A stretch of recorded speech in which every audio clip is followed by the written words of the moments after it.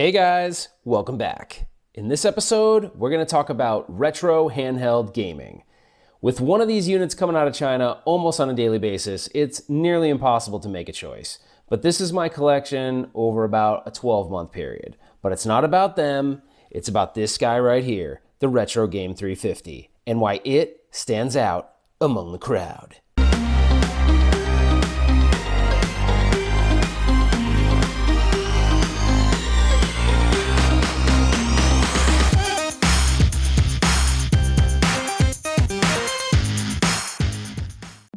Alright, let's get the retro handheld party started. So when you get this thing out of the box, you're going to see the analog sticks, one on the right and one on the left. I wish the one on the left was placed below and the D-pad was placed above, but it's okay. I've been playing it for a little bit and it doesn't bother me.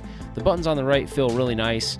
The overall unit construction is good, and it has a great screen on it, so I'm loving the screen. It's got an IPS screen.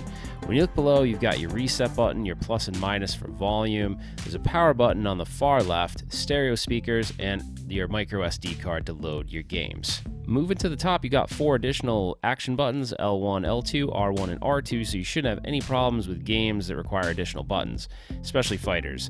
On the USBs, you got a USB 1 and 2. Those are USB-C. They're meant for additional game pads, but we're not going to test that today. And then there's an HDMI port that actually does not work, so the firmware does not allow the usage of it, so maybe they'll unlock that feature at a later date. And then you got your little AV jack there if you want to play it privately. Alright, when you power it up, you're greeted with the powered by Open Ding Gooks, whatever, however you say that. It's an open source, operating environment that runs on these things. Okay, so they have an applications folder here. We're not going to focus on that, although there are a couple useful things here. We're going to go straight to the emulators so I can show you what this thing comes with. But Ralph, it's all about the emulators, so tell me, what am I going to get? You're going to get a ton in this unit. So you're going to have support for PlayStation 1, Final Burn Alpha, Neo Geo Pocket, Game Boy Advance, Game Boy Color, Game Boy, Famicom, NES, Super Famicom, Super Nintendo. You've got Mega Drive, Genesis, just to name a few. So this thing is packed with a ton of emulators, so you should be able to load all of your favorite games on here and have no issues. The only one that you don't really see that I would have liked is N64, but I'll show you what that looks like now. There's an alpha build of it. It doesn't work that great. There's a couple built-in games, and the most notable one is Streets of Rage Remake. That game rocks. Alright, let's dive right into gameplay and start with one of my personal favorites, which is The Punisher. This is a great game. It wasn't one that, got a lot of fanfare after the arcade. It was actually, there was a port that went to the Genesis, but outside of that, there wasn't really any releases of this game. And it's a great game. It looks great. It's a great side-scrolling beat-em-up. It has that whole retro side-scroller vibe to it, and it looks and plays really good on this system. Second game I want to check out is some Street Fighter. So I just wanted to test this out because obviously I'm trying to get familiar with the buttons, the top buttons, just to see, can I get used to the R1, R2, L1, L2, and it works really well. So I was kind of, concerned about that, but the buttons feel nice, and it's a good experience. So I'm kind of happy with the way this plays for fighting games, because honestly I'm going to play probably a lot of those, and I just want to make sure that, can I get used to playing it on a system like this, especially with that analog stick. So you can use both that analog stick or the D-pad.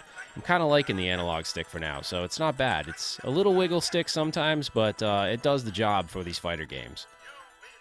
Alright, let's go back, way back. So we're going to go to the days of Game Boy. And you know what? Tetris plays awesome on this thing, so I don't really have anything currently that I really emulate Game Boy on, but I forgot how much I really like Tetris. It's a super fun game, and that was a bonehead move I just did. But anyways, this plays great too. I mean, so far all the emulators have played really solid on this thing. No screen tearing, no issues of any kind that would, kind of turn me away from this device. So pretty stoked, because honestly, the software just came right out of the box. I didn't do anything outside of loading the N64 emulator, which I'll show you towards the end of the video. What kind of handheld review would this be if I didn't play some Hyperstone Heist, one of my all-time favorite Genesis games? So it played really well, and I was stoked on that, but I gotta get to the game of all games, the creme de la creme. That's right, Streets of Rage. So this plays killer. So obviously Streets of Rage is one of those games that sometimes under emulation it plays like butt, and the sound's crap, but this sounds great.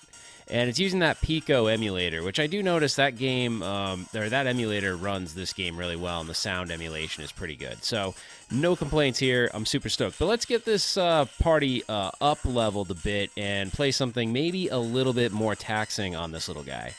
First up on the PlayStation 1 is Castlevania Chronicles. So this game isn't that hardcore, but it does play full frame rate. Super stoked on that, and so far I have not had any issues emulating anything. So we're going to step it up a notch and do another PlayStation title right after this and see how it fares on that. But, you know, so far so good. This thing's rocking and rolling. What about my boy Crash? He loves to slow down emulators. He is super king of slowing down these portable handhelds, but it's working just fine. And actually, this is probably the best experience I've had with Crash on a portable system. It's playing really, really good.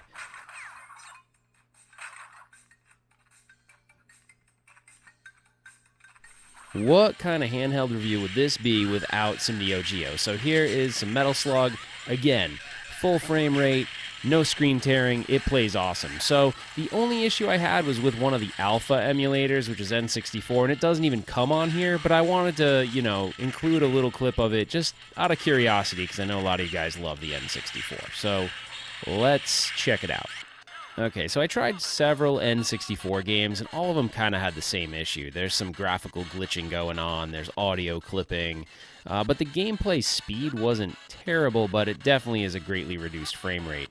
So this is just an alpha build of this emulator, so I'm assuming this is going to get better over time, and admittedly I didn't really research too much into this, but I'm kind of excited that there is a potential that it could maybe run N64 games in the future, so kind of neat. So my good friend and fellow YouTuber, Wicked Gamer and Collector, he collects these things and he does a ton of reviews on them on his channel. So I thought it'd be kind of cool for him to chime in and give his perspective on the Retro Game 350, and then I'll give you my final thoughts. Hey, thanks Ralph for having me here on your show. So you wanted to hear my opinion about the retro game system, and for the people who don't know, I'm the Wicked Gamer and Collector. And here's my opinion. No, just kidding. So, so I needed to do that. But, alright, so what do I think of the Retro Game 350? So if I need to wrap it up in, let's say 2 minutes, around 2 minutes. It's got a beautiful IPS screen. Everything is more like a next generation quality if it comes to cheap Chinese portable devices. So first of all, I like the shoulder buttons. We have 4 of them, so we have enough keys to run, let's say, to map through our games. The only thing that they messed up is the D-pad needed to be on this position because I'm a personal D-pad guy, and this analog stick here at the right is always in the way when you're trying to push your buttons. A little bit picky about it, but that is something, a very common complaint about the Retro Game 350. It's a beautiful device, and the common different colors, but then overall, with the 3.5-inch EPS screen, I love it. It got a lot of great games, it got quite some power, so finally we can, let's say, emulate PlayStation 1, and a lot of homebrew games are running just fine. So that's what I really like about it. But thank you for watching, and yeah, if you want to see more packets from China, don't forget to visit my channel. Thanks, Ralph. Hey guys, it is final thoughts time. So what do I think about the RG350? This thing is a solid performer when it comes to handheld retro gaming. It should definitely be in your top 1 or 2 if you're looking for a device like this. I will have a link in the description, so if you need help finding it, it'll be right there for you. But anyways, let's get down to what issues did I have. The only issue I had with the device that really kind of bugged me was the fact that exiting each emulator is like, you know, it's all different. So every emulator is slightly different, so sometimes getting back to the main menu was a pain in the butt. But I figured it out. I found a couple of websites that had some references of how to exit each emulator, and then after a while you kind of learn how you exit each one. So anyways, that's the only thing that really bugged me. The emulation was spot on. The whole D-pad sort of analog sticks being in different places, it didn't bother me after I used the device for a little while. And that IPS screen is a solid screen, and I love that it has that tempered glass. So the device overall I give a total thumbs up to, and if you are in the market for something like this, I think it's a valid, you know, definitely a really valid and good option. So Go check out Wicked Gamer and Collector. Thank you so much, Wicked, for giving your insights on this device. Really appreciate it, and I would love it if you guys showed some love to Wicked Gamer and Collector. He's a really good friend of mine, and he also does tons of reviews on all of these things from China that I try to get, but honestly, he does a lot more of these reviews than I do. So anyways, love that guy, and thanks so much for helping out. So if you like this video, please consider liking it. Please consider subscribing to the channel. Put your comments below. I want to know what you think about the Retro Game 350. Is this something you're going to pick up?